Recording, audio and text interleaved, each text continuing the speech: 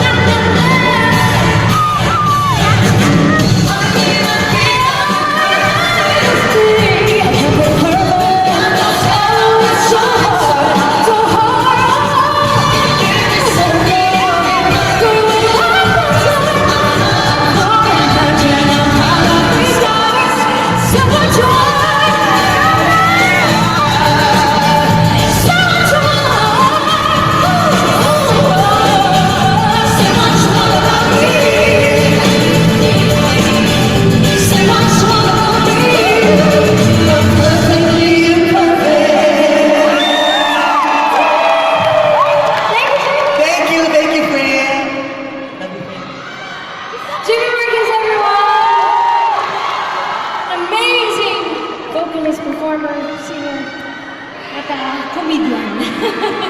Galing po niya magpatawa, no? Talaga never a dull moment pagkasama namin si Jimmy sa concert tour. That song is called Perfectly Imperfect from the album. It's of the same title.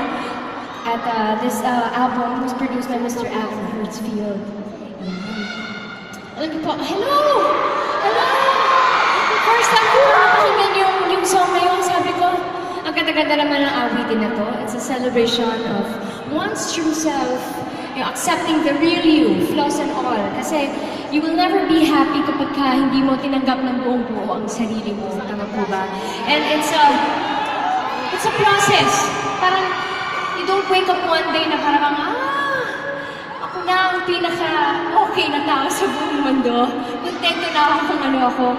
Siyempre, meron pa rin tayong longing to become a better person. But lahat ng flaws natin, lahat ng imperfections natin, maging physical man yan or intangible na hindi natin mahawakan, importante na doon pa rin yung ating acceptance. Yun. At kailangan ko yung aralin. Acceptance, aralin. Anyway, sana po ay marami pong na-inspire sa awitin na yan. Perfectly imperfect. Alright! This next song is from my latest album. This album is called The Great Alone. Marami hong hindi aware na naglabas na ako ng bagong album. But I'll be singing one of the tracks from the album. This song is called Tala.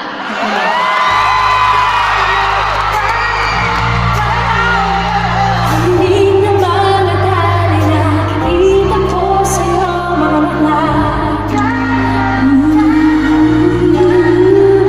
Panitin na yung mga kamay na harap ko.